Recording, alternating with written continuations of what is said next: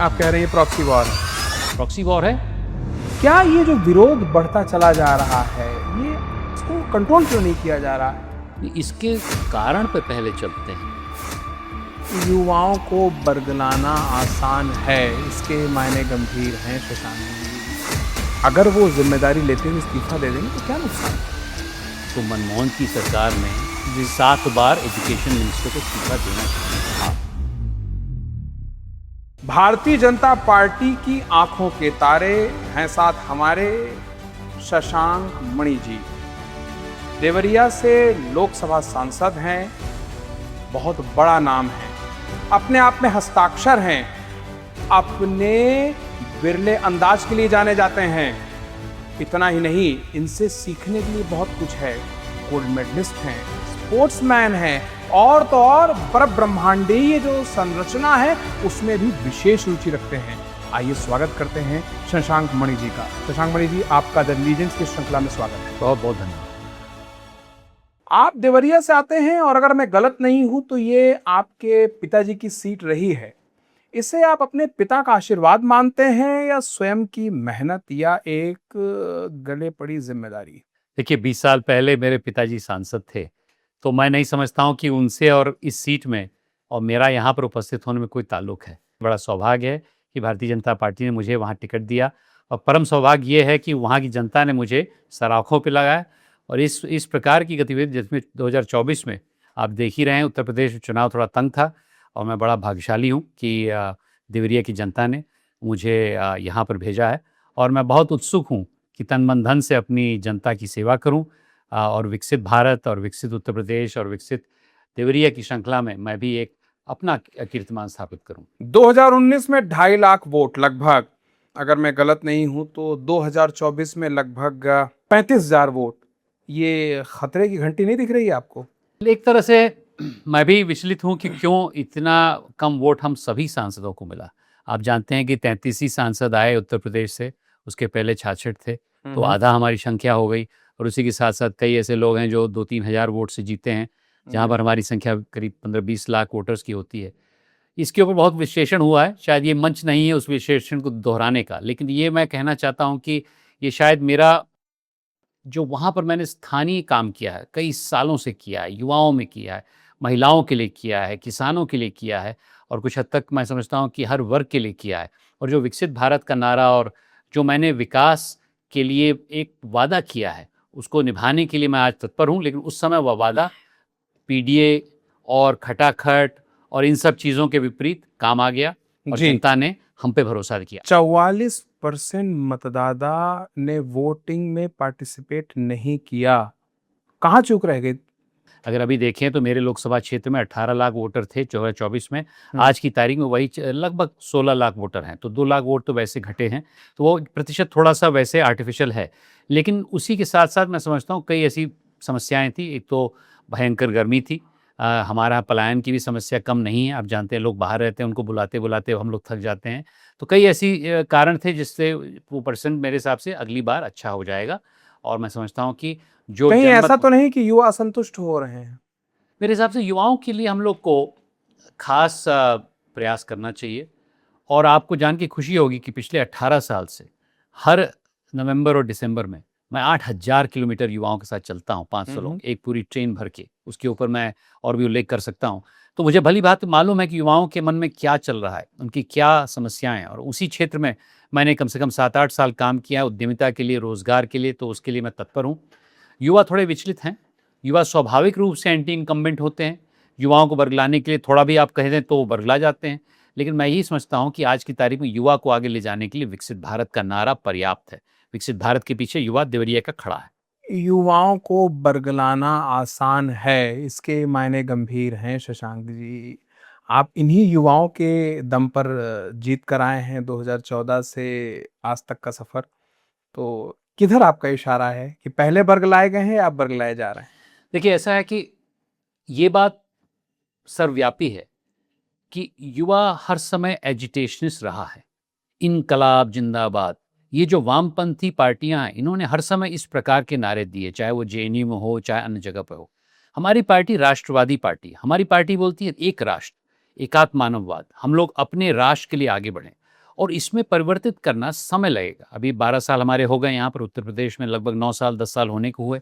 उसमें हम लोगों ने बहुत काम किया। हमने बोला युवाओं को कि आप लोग अपने देश के लिए काम करिए। ज़रूरी नहीं कि आप इनकलाब जिंदाबाद लेफ्टिस्ट, इसको हटाओ, उसको हटाओ, इसको बरगलाओ।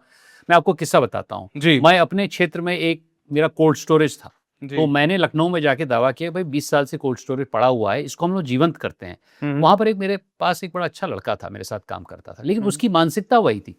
तो तुरंत उसने बोला, सर धरना कहाँ दिया है? मतलब धरना कहीं नहीं देना। तो धरनेबाजी का जो माहौल कांग्रेस ने और अन्य पार्टियों ने पहले से खड़ा कर चुका था, उसके विपरीत हम लोग बोल रहे हैं कि सकारात्मक सोचिए, इस कोल्ड स्टोरेज को बनवाइए और उसके साथ देश को बनाइए। उसमें आपके जीवन में अर्थ आएगा, आपको एक नया प्रेरणा मिलेगी।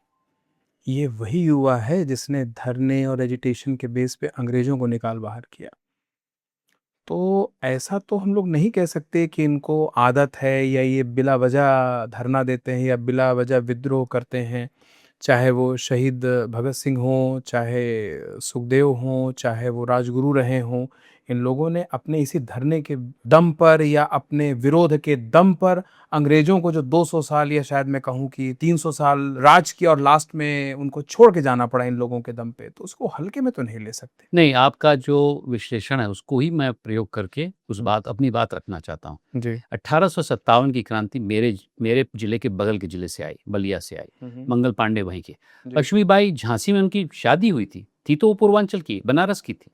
ये दोनों योद्धाओं ने 1857 में क्रांति लाई, उन्होंने बगावत की। उसके बाद सांस्कृतिक रूप से हमारे ऊपर आक्षेप नहीं हो पाया, वरना हम लोग अभी कन्वर्ट हो गए होते। जी। उसके 90 साल तक हमारे ऊपर बहुत बड़ा प्रतिरोध रहा शासन का। भगत सिंह आए, इन्होंने विद्रोह किया, लेकिन अब आज विद्रोह किसी को भगाना नहीं है। अभी हम लोग को अंग्रेजों को खदेड़ना नहीं है, अभी तो राष्ट्र बनाना है। हमारा राष्ट्र है, अपना राष्ट्र है। 75 साल हो गए, लेकिन कांग्रेसियों ने किया और ऐसी पार्टियों ने ये किया कि वही इंकलाब जिंदाबाद करते रहे जो हम लोग के पूर्वजों ने किया था अंग्रेजों को भगाने के लिए। अब हमें सकारात्मक क्रांति लानी है। आपकी वेबसाइट में देख रहा था और बड़ी अच्छी वेबसाइट बनाई है आपने। इसमें एक छोटा-सा मुझे कन्फ्यूजन हुआ। ये वेबसाइट एक जगह बताती है 200 से ज़्यादा उद्यमी आपके प्रयास से बने, एक जगह कहती है 2000 से ज़्यादा। ये नंबर में मिस्टेक हुई है या मतलब इसके पीछे क्या मंशा थी? देखिए, मेरे हिसाब से शायद 200 उद्यमी हैं और 2000 से ज़्यादा रोजगार हैं। अच्छा। और जैसे कि लगभग जो हमारे उद्यमी उसमें 10 प्रति उद्यमी रोजगार है, लेकिन वह संख्या आज की तारीख में 400 हो गई है जब जी। बनी थी वेबसाइट। और आज की तारीख में 6000 से ज़्यादा रोजगार हमने खड़े कर दिए हैं। और आज हम लोग सिर्फ देवरिया और कुशीनगर, जो मेरा लोकसभा, वहाँ ही नहीं, हम लोग 10 जिलों में काम कर रहे हैं, जिसमें 7 जिलों में हमने उपकेंद्र खड़े कर दिए हैं। संत कबीरनगर, महाराजगंज, बलिया, जिसका उल्लेख मैंने किया, और कई ऐसी जगह। संत कबीरनगर पे मैंने बोला, बस्ती भी हम लोग जा रहे हैं। तो जो गोरक्ष प्रांत के 10 जिले हैं उसमें हम लोग काम कर रहे हैं और बहुत क्रांतिकारी काम है, क्योंकि वही ऊर्जा जो मंगल पांडे ने जी। लोगों को भगाने के लिए, अब भगाना नहीं, अब सृजन करना है, अब वहाँ पर रोजगार लाना है, एक दूसरे के साथ मिलकर आगे बढ़ना है, ताकि हम लोग अपने क्षेत्र को आगे बढ़ाएं। और पूर्वांचल उसी श्रेणी में आए जब हमारी क्रांतिकारी काम हुआ था। इसका नाम मैंने बरगद क्रांति रखा है, उसके बारे में मैं उल्लेख कर सकता हूँ बाद में। कन्याओं की बात करना चाहूँगा। कन्याओं के प्रति आपकी विशेष श्रद्धा है। आप तो शास्त्रों से 2 कदम आगे बढ़ के आपने एक नया मानदंड स्थापित किया। आपने अपनी बेटियों को उपनयन संस्कार कराया और मैं समझ नहीं पाया, मतलब वो तो पहले से शक्ति होती है। उनकी अपनी जो स्थान होता है जो उनका, वो तो ब्राह्मणों से भी ऊँचा होता है। तो उपनयन संस्कार करा के आप उनको मतलब क्या मैसेज देना चाह रहे हैं समाज को? देखिए, समाज में अगर आप हमारे इतिहास में जाएं तो बहुत शक्तिशाली महिलाएं थी। शक्ति का प्रारूप ही महिला होती है, लेकिन उसके साथ साथ हमारी ऋषिकाएं थी, गार्गेयी, कात्यायनी। लेकिन जब आक्रमण हुए हमारे देश पे, तो मैं समझता हूँ शक्ति और शिव का जो संगम था वो टूट गया और शक्ति पर्दे के पीछे चली गई। बहुत सालों तक उनको तिरस्कृत किया गया। इसीलिए आदरणीय प्रधानमंत्री जी के नेतृत्व में महिला वंदन अधिनियम आया है, क्योंकि ये आवश्यकता है कि हम लोग महिलाओं को पुनः पर्दे के बाहर लाएं, खासकर कि छोटे गांव शहरों में। और उसी के लिए मैंने समझा कि मेरी 2 बेटियां हैं और मुझे ऐसा लगा कि यदि मैं उनका उपनयन संस्कार नहीं कराऊंगा तो उनको ऐसा लगेगा कि उनके जो भाई हैं, मेरे ब्रदर के जो लड़के हैं, या मेरे परिवार में भाई जिनका उपनयन हो रहा है, तो उनको ऐसा लगेगा कि मैं उनसे थोड़ा सा नीचे हूँ। तो मैं ऐसा नहीं चाहता था कि मेरी 2 बेटियां कभी किसी से कम दिखें। और उनके मन में जो ऊर्जा जगी क्या कि उनको भी गुरु का एक आशीर्वाद मिले, तो उसको कनेवा कहते हैं, कुछ लोग उपनयन करते हैं, लेकिन महिलाओं के लिए महाराष्ट्र में काफ़ी सालों से बरुआ होता है। कहते हैं। हाँ, हम लोग की तरह उतना नहीं होता है, लेकिन मैं इस प्रथा को जीवंत किया हूँ और अभी भी अब करीब 10 साल हो गए हैं उस प्रक्रिया को। अभी भी लोग मुझको रोक के बोलते हैं, सर आपने जो काम किया बहुत ऐतिहासिक था। और महिला की शक्ति का जो एक नया उजागरपन हो रहा है, जो भारतवर्ष में हो रहा है, और आपको जान के खुशी होगी, मैं जब सिंदूर में गया था तो मैंने एक कांग्रेस वुमेन्स इस पे बारे में बात की थी जी। वॉशिंगटन डीसी में। वो अचंभित थी कि हम लोग कितना महिला सशक्तिकरण के लिए काम कर रहे हैं। महिलाओं का जो पूजन होता है, महिलाओं का सशक्तिकरण, वो भारत में ही ज़्यादा देखा जाता है। बाहर के देशों में तो खैर एक वो रिचनेस नहीं है। वो एक महिलाओं को लेके जब बात आती है तो उनके अंदर एक मेंटल बैंकरप्सी क्लियर देखी जा सकती है। हमारे यहाँ तो खैर पूरे के पूरे ऋचाएँ लिख दी गई महिलाओं के सम्मान में। पर अगर मैं बात करूँ तो ये जो निर्णय था आपका अपनी बेटियों का उपनयन संस्कार कराने का, ये पूरी तरीके से भावनात्मक था, इसके पीछे कोई वैज्ञानिक आधार नहीं था? नहीं, देखिए, मैंने इस प्रकार से सोचा कि अगर समाज में मेरी बच्चियाँ उस प्रकार से जिएँ ताकि उनको कभी ऐसा न लगे कि मेरे ऊपर अन्यथा व्यवहार किया गया है, तो जी। यही उनका एक बड़ा अच्छा सौभाग्य। मेरे पिताजी का भी इसमें आशीर्वाद था, मेरी माताजी का, मेरी पत्नी का आशीर्वाद था। हमने एक पंडिताइन बुलाई बनारस ये आपने अच्छा किया, आपने पत्नी का आशीर्वाद ले लिया हाँ, अपनी। तो बहुत बड़ा संदेश गया। मेरे गाँव में ही मैंने करवाया और बहुत हज़ारों के लोग देवरिया में कराया आपने? बरपार में, मेरा पिश्तैनी जो गाँव है, जहाँ पर अच्छा, बड़ के पार का एक गाँव है, जहाँ पर मैं आज की तारीख में रहता हूँ। बड़पार। हाँ, मेरा गाँव, मेरा घर वहीं पर है, मैं अपने गाँव में ही रहता हूँ। तो हुँ। वहीं पर मैंने करवाया था करीब 10 साल पहले। उसकी गूँज अभी भी देवरिया में अभी भी कार्यान्वित है। उन कन्याओं का क्या किया जाए जिनके माता-पिता इस स्थिति में नहीं है कि उपनयन करा पाएँ? उन कन्याओं का क्या किया जाए जिनका कोई सुनने वाला नहीं है? आपने तो समाज को ये मैसेज बड़ा स्पष्ट दे दिया, लाउड एंड क्लियर। बट उनका क्या करें जो जिनके पास खाने को नहीं है, जो आज भी सड़क पे भीख माँगते दिख जा रही हैं? वो भी तो कन्याएँ हम ही लोगों की हैं। नहीं, देखिए, ये बड़ा विषय है, कैसे महिलाओं का, कैसे समाज में और जागृत लाई जाए, कैसे इकोनॉमिकली, आर्थिक रूप से, सामाजिक रूप से उनका आप उत्थान। लॉ मेकर हैं हुँ। और आप विद्वान भी हैं। आपके मन में ये विचार कौंधता नहीं कि इसके लिए एक कानून बनना चाहिए, स्पेशली जो चाइल्ड लेबर है और ख़ासकर ये जो कन्याएँ उपेक्षित होती हैं उनको लेके? अगर हमारा लॉ जैसे महिला वंदन अधिनियम आएगा, हुँ। महिला नेतृत्वकर्ता उठेंगी, महिलाएँ महिलाओं की समस्याएँ जानेंगी और उनको उठाने की कोशिश करेंगी, तो जैसे आप बोल रहे हैं जो भीख माँगते हैं, जो अति गरीब हैं, उनके लिए ज़्यादा होगा। एक मैंने बहुत पहले एक वुमेन्स डे में मैंने कहा था अंग्रेजी में कि जी। Women are balance sheet builders, men are profit and loss people.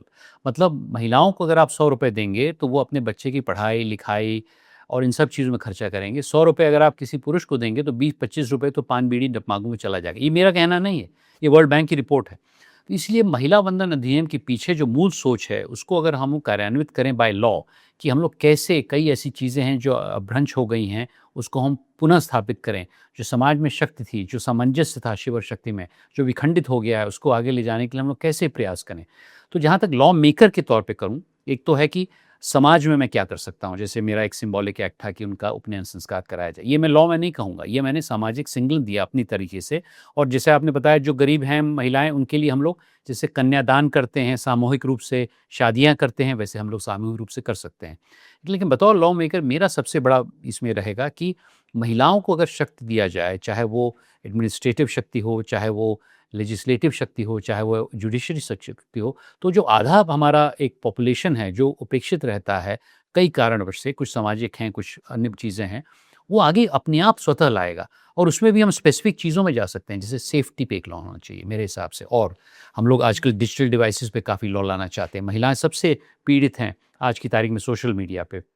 अगर आप उनके स्वास्थ्य के लिए देखिए, आज की तारीख में मेरे ज़िले में, मैं ये कहना चाहता हूँ कैमरे पे भी, यदि किसी भी परिवार में कोई भी बीमार पड़ जाता है, तो महिला ही अपना काम छोड़ के उसकी देखभाल करती है, चाहे वो करेक्ट। बिटिया हो। कैसे हम लोग क्रैश लाएँ, कैसे हम लोग संविधान में ऐसी चीज़ें लाएँ कि महिला इंफ्रास्ट्रक्चर आए, ख़ास करके छोटे गाँव शहरों में। आप कितना भी प्रयास करें, इम्प्लीमेंट करने के लिए तो सामाजिक भागीदारी ज़रूरी है। आप भी कन्याओं के पिता हैं, मैं भी कन्याओं का पिता हूँ। समाज एक बहुत बड़ी बीमारी से जूझ रहा है जिसका नाम है कि कन्या को पढ़ाओ लिखाओ और समय रहते उसका विवाह कर दो। उसके आगे सोच नहीं पा रहे हैं। जो मेजॉरिटी ऑफ पॉपुलेशन है वो यही संघर्ष कर रही है कि शादी कर दो। इसको लेके कोई विचार या इसको लेके एजुकेट कैसे करेंगे, इसको लेके अवेयरनेस कैसे? थोड़ा बदल रहा है। आप देखे होंगे कि पिछले 10 साल में जो प्रतिशत था महिलाओं का, कन्याओं का स्कूलों में, पहले जो किसी क्लास में मैं जाता था 15 साल पहले, तो सब लड़के दिखते थे अधिकांश। अब अधिकांश लड़कियां दिखती हैं। अभी मैंने जो युवा संवाद किया उसमें इतने अच्छे प्रश्न आए महिलाओं से, लड़कियों जी। से, कि मैं अचंभित रह गया। बल्कि लड़कों से बहुत शैलो प्रश्न आए, तत्कालीन, इनके दूरगामी प्रश्न आए। दूरगामी प्रश्न। दूरगामी प्रश्न, बहुत डीप सोच रही थी हमारी कन्याएं। तो मैं समझता हूँ एक समय आ रहा है जब हम लोग सिर्फ उनको पढ़ा लिखा के एक घर में भेज दें कि आप जाइए यहाँ से। अब वो समय धीरे धीरे कम हो रहा है। उसमें एक उदाहरण देता हूँ। मेरा ये मानना है कि कन्यादान में हम लोग, जैसे डावरी वैसे तो बैंड है, legally it is not allowed, लेकिन फिर भी होता है। तो हम ये चाह रहे हैं कि उसको उद्यमी बना के कैसे आगे बढ़ाएं। उसमें मान ली 10 लाख रुपए कोई चीज़ दे रहा है व्यक्ति अपने बिटिया को, या 20 लाख रुपए, तो उसका हमने एक वधु निवेश नाम रखा। आप भी तो आ गए विवाह पे, फिर भी बात आ गई विवाह पे, आगे टिक गई बात। नहीं, इसलिए क्योंकि आपने बोला कि विवाह के बाद वो लुप्त हो जाती हैं, तो उसके बाद उनको लुप्त न होने दिया जाए, उनको भी एक आर्थिक बेस दिया जाए ताकि वो घर में भी रहें। मान लीजिए वो ट्रेन पकड़ के पुणे नहीं जा सकती हैं जैसे पुरुष हम लोग चले जाते हैं, तो अपने घर में ही काम करें। और इसमें डिजिटल भी हम लोग बहुत काम कर रहे हैं। डिजिटल से भी महिलाओं को हम लोग रोजगार दे रहे हैं, उनका सम्मान बढ़ा रहे हैं। और एक सामूहिक रूप से जो SHG ग्रुप का निर्माण हुआ है, उससे भी बहुत संबल मिला हमारी महिलाओं को। रोजगार दे रहे हैं, उनका सम्मान बढ़ा रहे हैं। और एक सामूहिक रूप से जो SHG ग्रुप का निर्माण हुआ है, उससे भी बहुत संबल मिला हमारी महिलाओं को। नहीं, आज की तारीख में चाहे वो आप हों या मैं हूँ, इतना तो कह सकते हैं कि हम आप जब अपनी बेटियों को देखते हैं तो उनको एक स्तंभ के रूप में बढ़ते हुए देखना चाह रहे हैं, ना कि सिंपली एक वधू के रूप में या एक माँ के रूप में। हम चाहते हैं कि वो अपने आप में एक स्तंभ बने और केंद्र बने। हर कन्या के लिए ऐसा ही होना चाहिए, मैं गलत तो नहीं हूँ। और आप जितना मैं आपके बारे में पढ़ पाया हूँ, आप बेहद ही संवेदनशील पिता हैं, मैं गलत तो नहीं कह रहा हूँ। और आपका जो पिता के रूप में दायित्व है वो सिर्फ आपकी बेटियों तक सीमित नहीं, आप और बेटियों में भी अपनी बेटी की छवि देखते हैं, मैं गलत तो नहीं हूँ? सही कह रहा हूँ? सही। सीजेपी विरोध में जब आप देखते हैं कि कन्याओं के साथ ऐसी बर्बरता हो रही है, कोई तथाकथित पुलिस वाला थप्पड़ मार रहा है लड़की को, या उनके साथ इस तरह की बदतमीजियां हो रही हैं, कैसा फील करता है आपके अंदर का पिता? देखिए, CGP का जो आपने उल्लेख किया, वो एक विषय थोड़ा अलग है। लेकिन यदि कोई किसी भी महिला के साथ बर्बरता से व्यतीत होता है या उससे पेश आता है, तो मैं समझता हूँ उस पे कड़ी कार्रवाई होनी चाहिए। और ये भी मैं बता देना चाहता हूँ इस मंच से कि अभी भी कई बर्बरताएँ हो रही हैं, चाहे वो एसिड अटैक हो, चाहे वो डावरी के बाद डेथ हो, इन सब चीज़ों के लिए। तो इसके लिए कड़े लॉ लाने चाहिए। रही बात आपकी जो स्पेसिफिक इंसिडेंट है, मैं उसकी निंदा करता हूँ। कोई भी पुलिस अधिकारी अगर किसी महिला पे थप्पड़ लगाता है तो गलत है। लेकिन CGP का जो मुद्दा है वो एक विशेष मुद्दा है, उस पे हम लोग अलग से चर्चा करें। कोई भी मुद्दा इतना बड़ा हो सकता है कि आप कन्याओं के साथ इस तरह की बदमिजाजी करें, लाठियों से उनके प्राइवेट पार्ट्स पे हमले किए जा रहे हैं, दिख रहा है कि वो लड़की भाग रही है, वो भी तो किसी पिता की पुत्री है, वो एजिटेट करने आई है, विरोध अपना दर्ज करा रही है, भाग रही है, तो भागते हुए को इस तरह मारना, या वो लड़की खड़े होकर चिल्ला रही, सुना नहीं जा रहा, वो कुछ भी कह रही हो, थप्पड़ मारने वाला बंदा ऐसा बताया जाता है कि वो एक पुलिस में काफी वरिष्ठ पद पे तैनात है। ये कितना घृणास्पद हो सकता है आपकी दृष्टि में? देखिए, मैंने इसका देखा क्या नहीं। कहीं से कहीं तक कोई जस्टिफिकेशन है? देखिए, सच बताऊँ, मैंने जी। ना तो इसके बारे में सुना है अभी तक। मैंने देखा है, इस भरोसे पे मैं आपसे बता रहा हूँ। अगर इस प्रकार की घटना घटी है तो उस व्यक्ति पे कार्रवाई होनी चाहिए। मैं इतना ही करूँगा, इससे ज़्यादा मैं नहीं कह पाऊँगा। ना तो मैंने उसको देखा है, पहली बार मैं सुन रहा दुख हूँ। आपको होता है, आपने अगर लगा दिया तो आप कानूनी रूप से सेफ हो गए, इथिकली सेफ हो गए, आपने अगर लगा दिया। और मैं भी कहता हूं कि अगर हुआ है तो ये कितना निंदनीय है आपकी दिव्य दृष्टि में, आपकी विद्वान दृष्टि में? नहीं, अगर किसी महिला पे कोई भी हाथ उठाता है तो बहुत जी। निंदनीय है, उसमें कोई दिक्कत नहीं है। तो मुझे इसमें इसमें कहने में कोई गुरेज नहीं है। लेकिन मुझे मालूम नहीं क्या हुआ, कैसे हुआ, कब हुआ। मुझे लगता है कि आपका मत काफी स्पष्ट है इस मामले में। क्या ये जो विरोध बढ़ता चला जा रहा है, ये समझने में दिक्कत हो रही है पार्टी को, इसको हैंडल नहीं कर पा रही है पार्टी, क्योंकि दिन ब दिन ये बढ़ता चला जा रहा है, ये कंट्रोल होने की बजाय इतने विद्वान लोग बैठे हुए हैं और चीजों को मॉनिटर किया जा रहा है, चूक कहाँ हो रही है? इसको कंट्रोल क्यों नहीं किया जा रहा है? इसके कारण पे पहले चलते हैं, जी। फिर कंट्रोल पे आएंगे। जी प्लीज।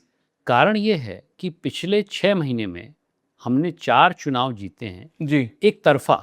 ठीक है। चाहे वो बिहार हो जहां 202 सीटें लाए, ठीक है, चाहे वो पुडुचेरी हो, चाहे जी। असम हो जहां एंटी इनकम्बेंसी थी, ठीक चाहे है, वो वेस्ट बंगाल हो जो मैं समझता हूं दशकों से जी, ममता जी के गिरफ्त में था, उसके पहले कम्युनिस्टों के गिरफ्त में था। ठीक है, जनता का विश्वास हमारी पार्टी में पूरी तरह अंकित है। ठीक है, इससे लोग विचलित हैं। लोग समझते हैं कि आप पार्लियामेंट में अधिक हैं और बढ़ रहे हैं। टीएमसी के 20 सांसद हमारे साथ जुड़ गए हैं, 6 शिवसेना के जुड़ गए हैं, तो हमारी भी संख्या बढ़ रही है। अब जब आप पार्लियामेंट में कुछ नहीं कर पा रहे हैं तो आप एक ऐसे तत्व के पीछे भाग रहे हैं जिसका फेसबुक पे ही आधार है। सीजेपी का आज की तारीख में धरातल पे जाइए तो कोई नहीं है, तो उन्होंने किया है, उसके पीछे हम चलते हैं। अगर आप नीट के एग्ज़ाम के बारे में देखें तो वो मुद्दा बहुत महत्वपूर्ण मुद्दा है हम सब के लिए। मैं भी आईआईटीएन हूँ, मैंने भी एक जेई का पास किया, मुझे मालूम है कितनी चिंता होती है यदि आपका एग्ज़ाम पोस्टपोन हो जाए।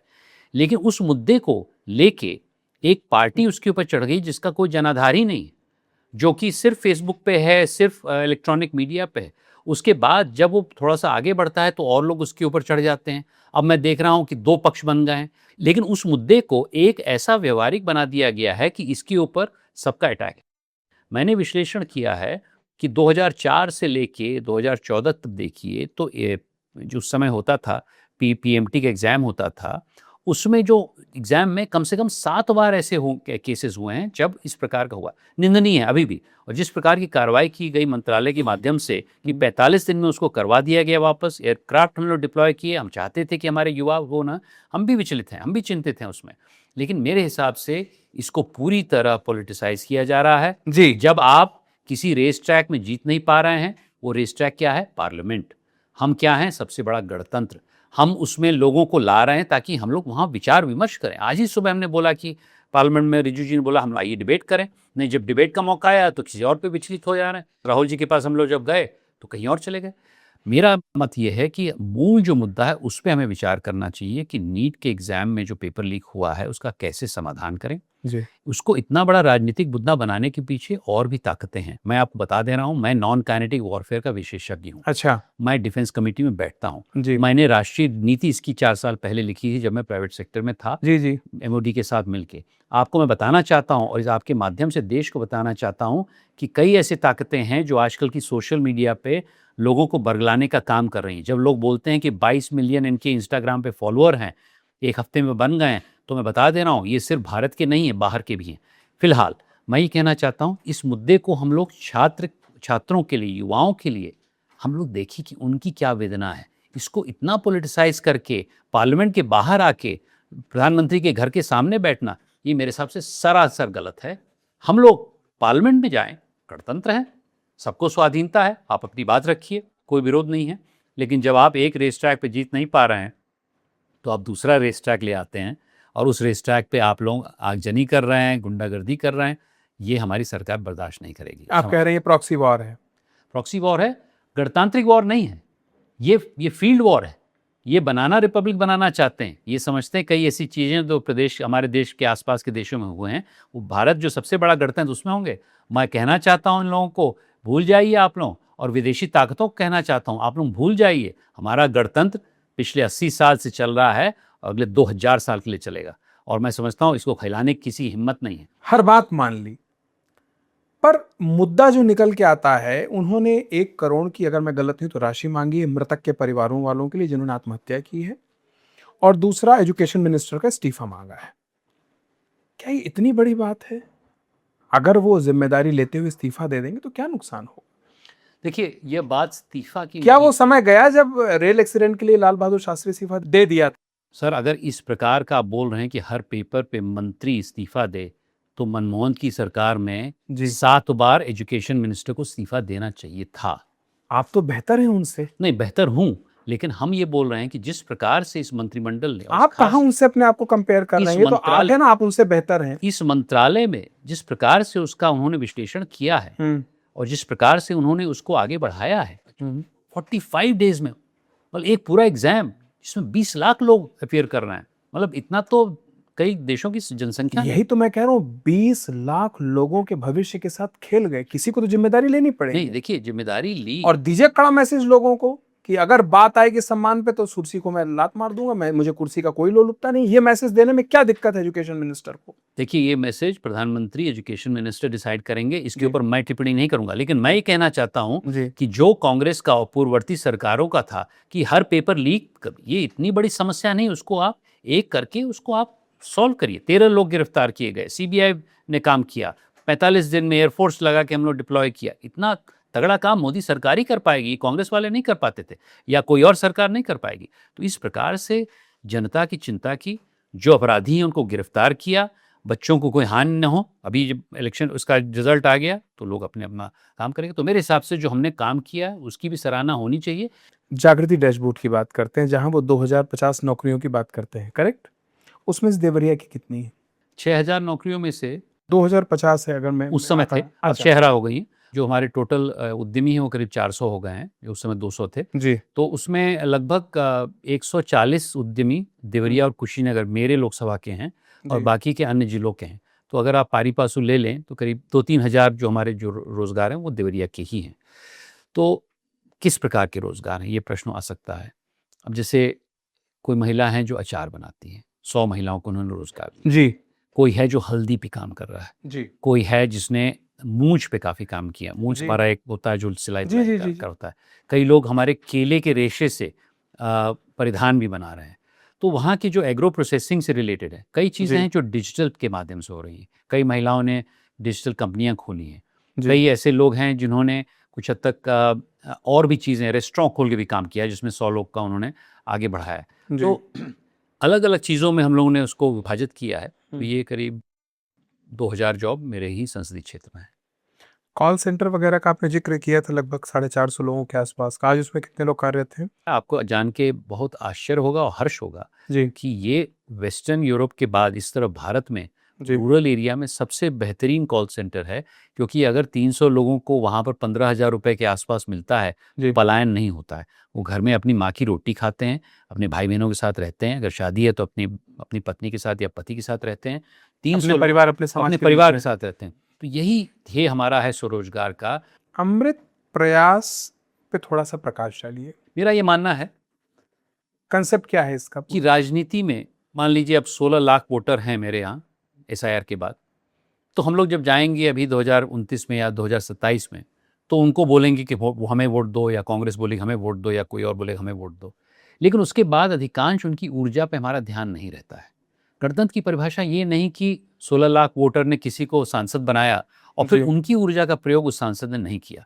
इसीलिए सबका प्रयास मेरे हिसाब से सबसे प्रमुख शब्द है, जो सबसे विश्वास, सबका विकास, जो आदरणीय प्रधानमंत्री जी बोलते हैं, उसी को लेके मैंने यह बोला कि मैं अपने संसदीय क्षेत्र में सबके प्रयास से अमृत काल में 10 साल की रणनीति बनाई। मेरा सत्र तो 5 साल का है, लेकिन 10 साल इसलिए क्योंकि कई ऐसी चीज़ें हैं जिसमें 5 साल पर्याप्त नहीं। शहरीकरण उदाहरण के तौर पे कई ऐसी चीज़ें हैं। तो 10 साल की रणनीति का नाम मैंने अमृत प्रयास रखा। उसके 6 पिलर्स हैं, 4 इनेबलर्स हैं, 10 बाय 10 की रणनीति है।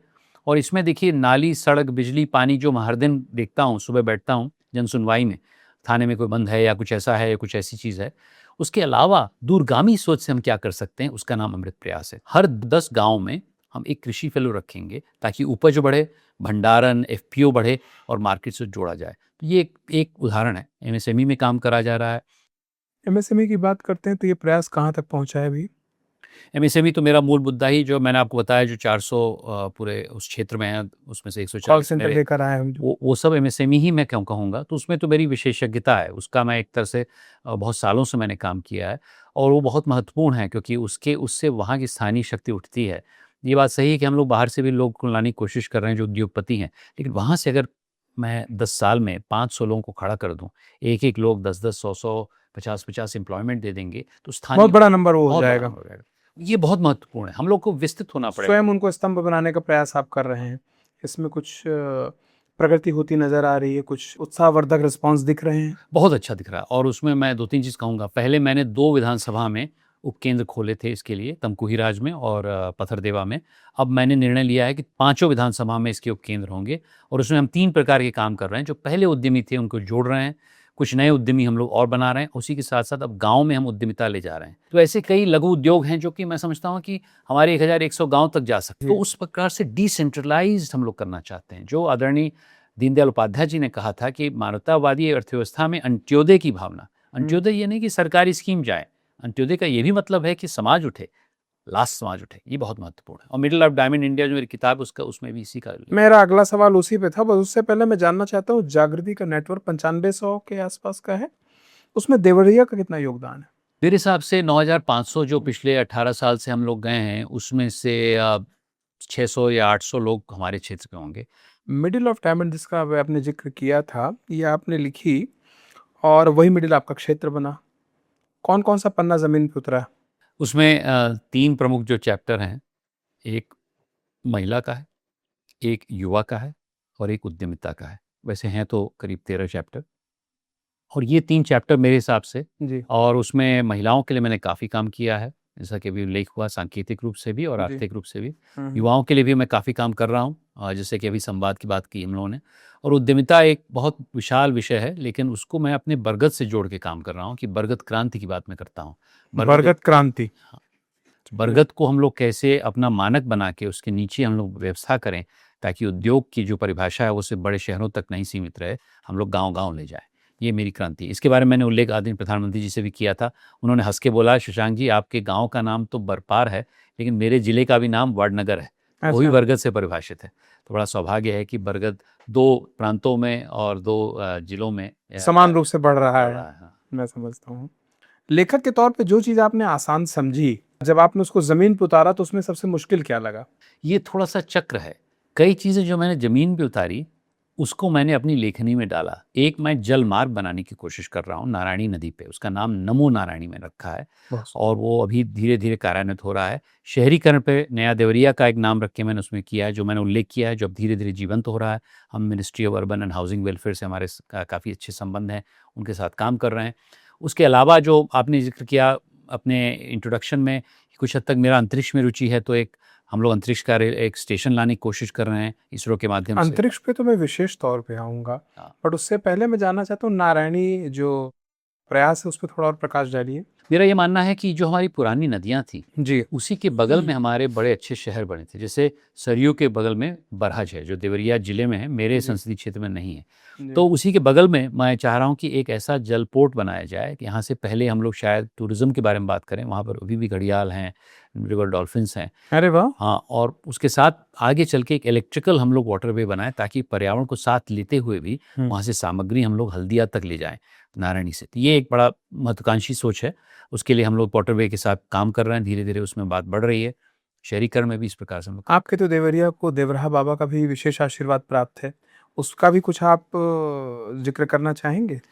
देवराहा बाबा, दुग्धेश्वरनाथ मंदिर, देवरही माता का मंदिर, इनका मैंने एक सर्किट बनाया है अभी हाल ही में, बल्कि कुछ ही दिनों पहले हमने उसका प्रस्ताव दिया है स्वदेश 2.0 के अंदर। हम चाहते हैं कि ये शिव, शक्ति और विष्णु तीनों का हम लोग समावेश करके, क्योंकि देवरही माता का मंदिर जो मेरे ही संसदीय क्षेत्र में है, जी, जी। देवराहा बाबा का मंदिर जो है, जो स्थान है, वो उनकी थोड़ा-सा तपस्थली।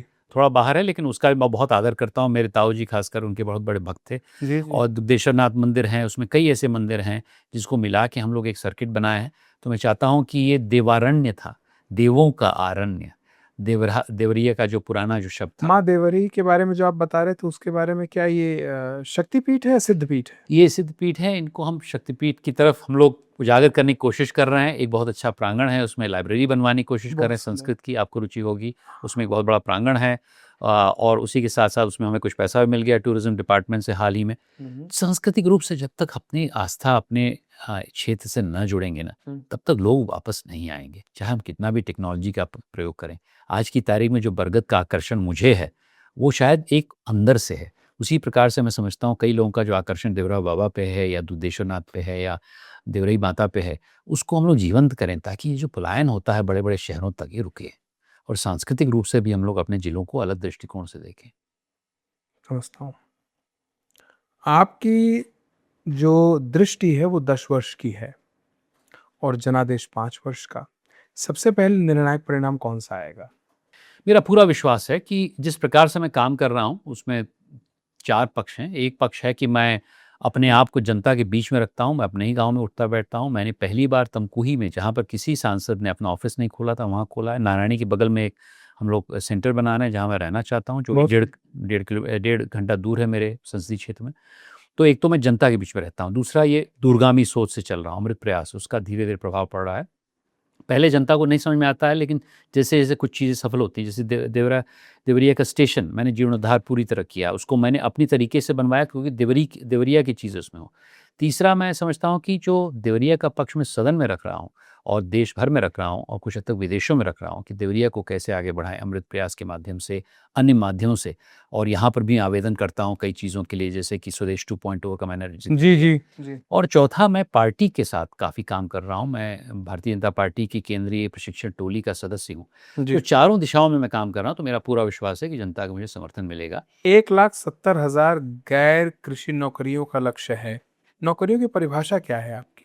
जैसे कि जो मैंने 300 का उल्लेख किया, जो हिंदी और भोजपुरी वाले कॉल सेंटर में काम करें, वो नौकरी है। जी वैसे उसी तरह मान लीजिए ये जो 100 महिलाओं का मैंने उल्लेख किया जो कि जी अचार बना रही, वो नौकरी है। जी। अगरबत्ती में अगर कोई काम कर रहा है, वो नौकरी है। मैं किसानों की नौकरी के बारे में उतना, वो जो डेल्टा है उसमें मैंने उतना उसमें उल्लेख नहीं किया है। तो ये महत्वाकांक्षी लक्ष्य है, लेकिन 10 साल में पूर्ण हो जाएगा और उसमें शहरीकरण भी बहुत बड़ा योगदान देगा। मुझे अब आपसे जो मेरा बड़ा प्रिय विषय रहा है, जो अंतरिक्ष का आपका विशेष रुचि है, उस पे थोड़ा प्रकाश डालिए। विजन क्या है अंतरिक्ष को लेके आपका? क्या रहस्य है जो आपको आंदोलित करते हैं? ये 23 में जब हमने किया, तो ये देश के लिए हमने रणनीति बनाई, जी जो कि 5 वर्षीय और 10 वर्षीय थी।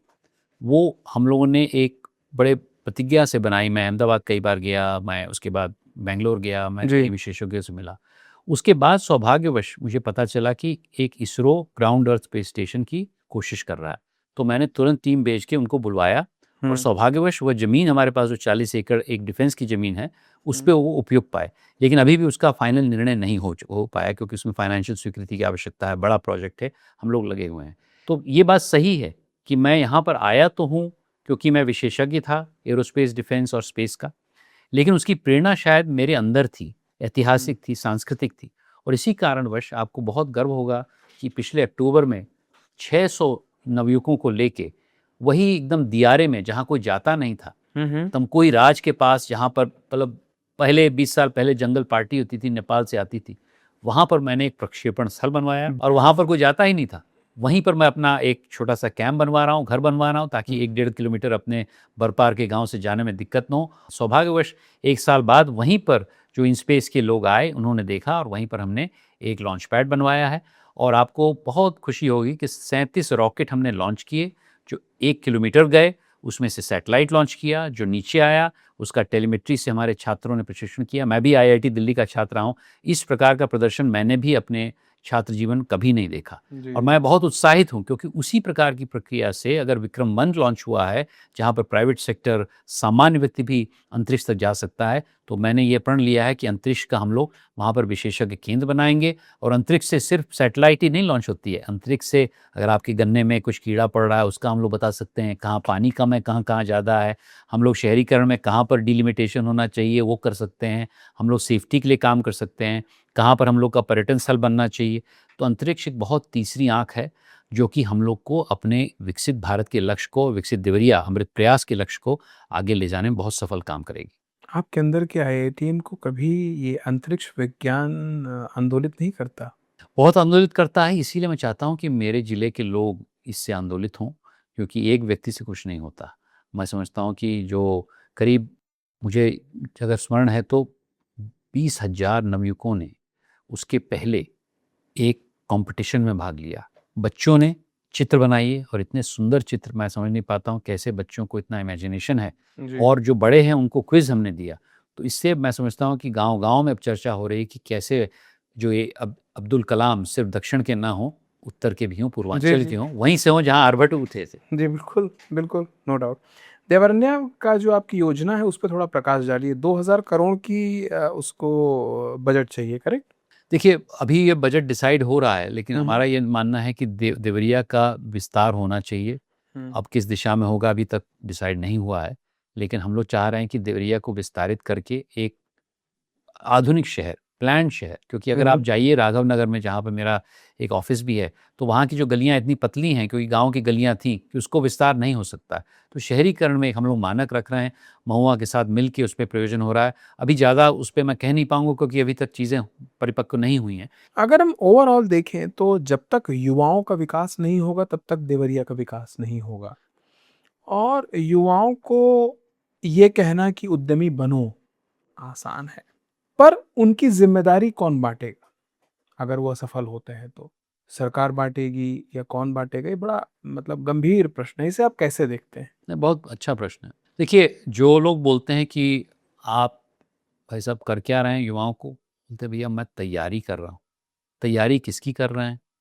पहले तो आईएएस की करते हैं, फिर आईपीएस की करते हैं, फिर पीसीएस की टीसीएस करते की हैं, करते हैं। फिर नीचे करते हैं, आते आते दरोगा करने शुरू कर देते हैं। मैं बोलता कितने साल से कर रहे हैं? 7-8 साल से कर रहे हैं। क्या उसमें जोखिम नहीं है? और उसके बाद निराश होकर यदि व्यक्ति वो सफल हो जाता है किसी परीक्षा में, तो समाज समझता है कि ये तो बेकार लड़का है। वो गलत है।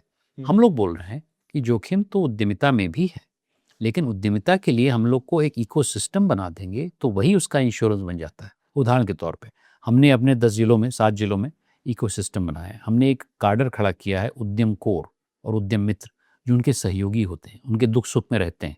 उद्यम कोर उनके साथ काम करता है, कहाँ आपका मार्केट है, कहाँ मेंटरशिप है, कैसे आप पैसा लाएंगे, किस बैंक के पास जाएंगे। तो इस प्रकार का सहयोग जो कि मैं समझता हूँ बहुत आवश्यक है युवाओं के लिए, अगर उनको मिले, इसमें कम जोखिम है। उद्यम की असफलता किसी अमीर व्यक्ति के लिए सीख होती है और किसी गरीब के लिए तबाही। इसको आप कैसे देखते हैं? देखिए, समाज में शक्ति है कि उस तबाही के नीचे एक सेफ्टी फैक्टर बन के खड़ा रहे। किसी भी अगर आप गांव में जाइएगा तो कम्युनिटी का और परिवार का बहुत बड़ा संबल होता है। तो उद्यमिता को अकेला चलो रेल नहीं होना चाहिए। उद्यमिता में यदि कोई पुरुष है तो अपनी पत्नी से, अपनी माँ से, अपने भाई से के साथ लेके चले। हमारा देश परिवार का देश है। ये जो न्यूक्लियर फैमिली की प्रथा बाहर जी। चली आ रही है, वो एकदम गलत है। आप समझिए कि 80% भारतीय लोग न्यूक्लियर फैमिली में नहीं हैं, वो जॉइंट फैमिली में है। परिवार का संबल नहीं, कम्युनिटी का संबल नहीं। कम्युनिटी में आप अपने क्षेत्र में कई ऐसे संस्थाएं पाएंगे जो आपको आगे बढ़ा सकती हैं।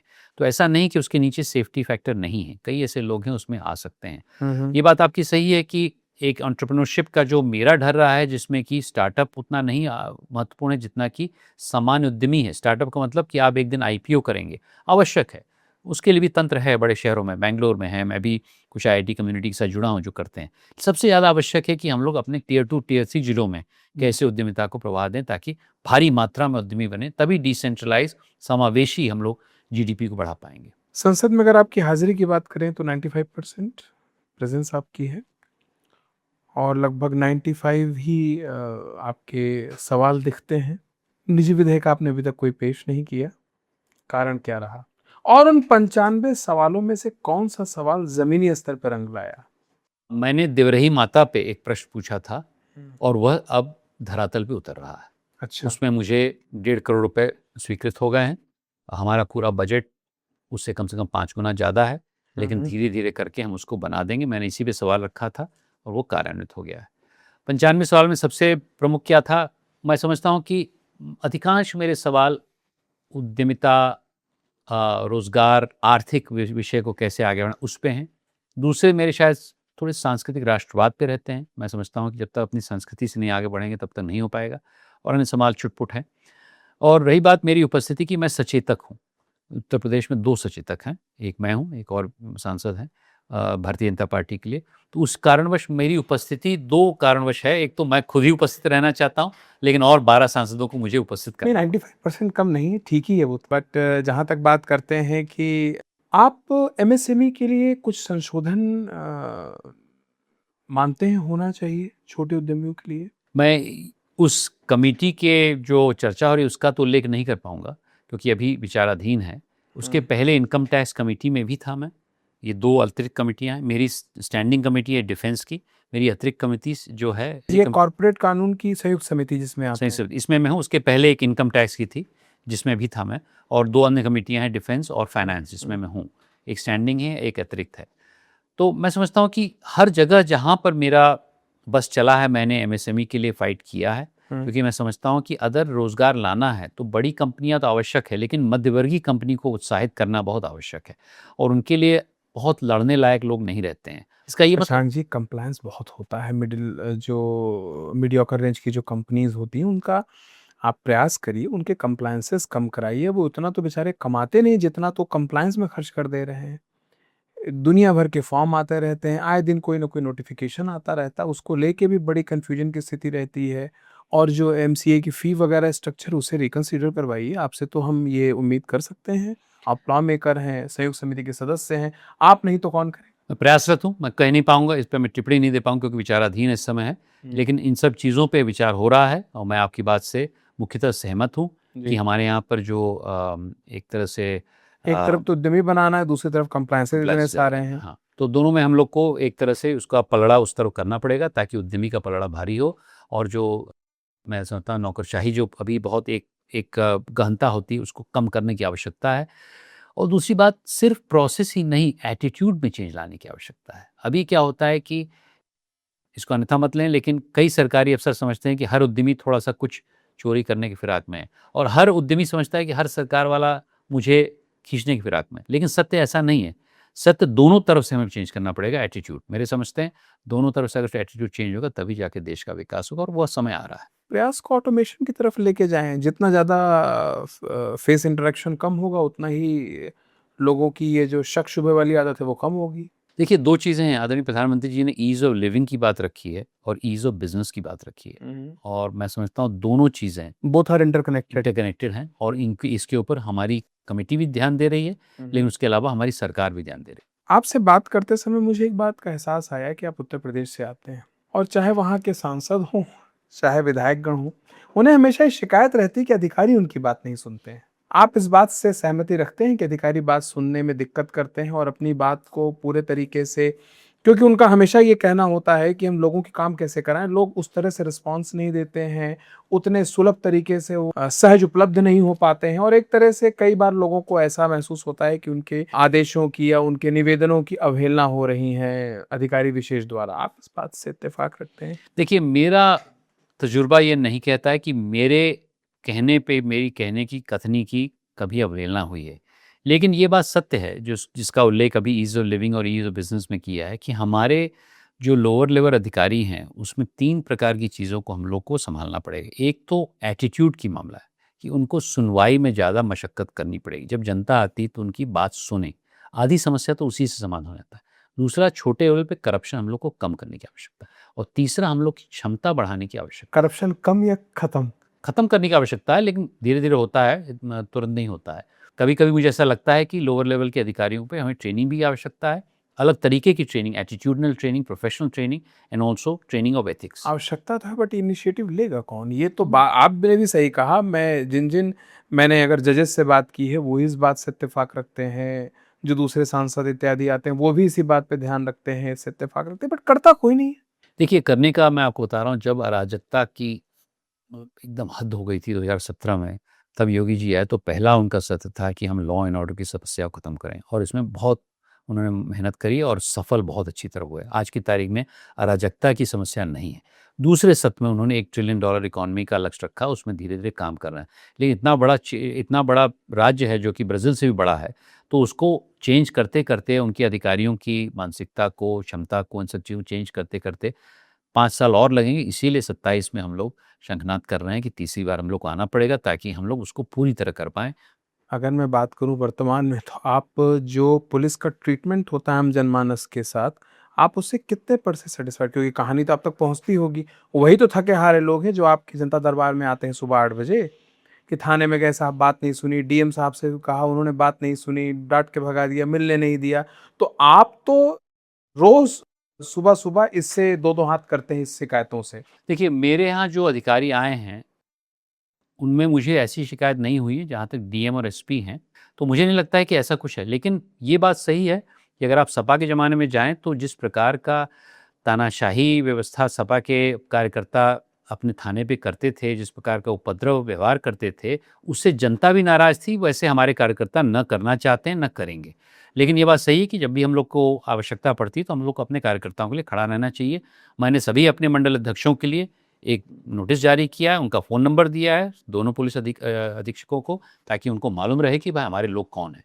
ठीक है, अगर आज आपसे देवरिया की कन्या पूछे कि आने वाले समय में उसका भविष्य कैसा होगा, तो आपकी दो टूक क्या होगी उसको? मैं समझता हूँ कि भविष्य ऐसा होगा जिसमें आर्थिक और सामाजिक और सांस्कृतिक तीनों पक्ष में हमारी महिलाएं आगे बढ़ेंगी। आर्थिक क्योंकि हम लोग बड़े पैमाने पे एमएसएमई के माध्यम से, किसानों के माध्यम से और खासकर महिलाओं के माध्यम को लेकर चल रहे हैं। सामाजिक, जैसा कि मैंने बोला कि हम लोग सामाजिक सुरक्षा कैसे करें, उनके लिए इंफ्रास्ट्रक्चर कैसे प्रोवाइड करें। और सांस्कृतिक क्योंकि जैसे कि उपनयन का एक छोटा सा उदाहरण है, बस अन्य जगह में देवराई माता के मंदिर का उत्थान, प्रधानमंत्री से जब मिलता हूँ तो देवराई माता जी की मूर्ति में लेके जाता हूँ या उनकी, तो हम अपने एक देवारण्य को पुनः स्थापित करें ऐसी जगह जहाँ पर संस्कृति का ज्वलंत उदाहरण दे सकें। और उससे हम लोग के बीच में जो एक लक्ष्मीबाई है या एक मंगल पांडे है या एक हनुमान है, उसको जागृत करें। और जामवंत का वो दोहा मुझे याद आता है, कहाँ रीछपत सुन हनुमाना, का चुप साध रही बलवाना, पवन तने व पवन समाना, बुद्धि विवेक विज्ञान विधाना। मैं समझता हूँ कि मेरा किरदार जामवंत का है कि जो छुपा हुआ हनुमान हर व्यक्ति में है उसको जगाएं। और यही मैं समझता हूँ आदरणीय प्रधानमंत्री जी ने हम में कर रहे हैं, और यही हम लोग, मैं समझता हूँ कि अपने संसदीय क्षेत्र के लोगों में फैलाएं, तभी विकसित भारत आगे बढ़ पाएगा। ऑल राइट शशांक जी, हमारे साथ दिलीजेंट्स में आने के लिए आपका बहुत बहुत शुक्रिया। धन्यवाद। धन्यवाद। May it please my lords, in association with Voice of Hindustan, presents The Legends, an initiative by Hindustan Asset Reconciliation and Securitization Limited, powered by Vedic Legal and Company.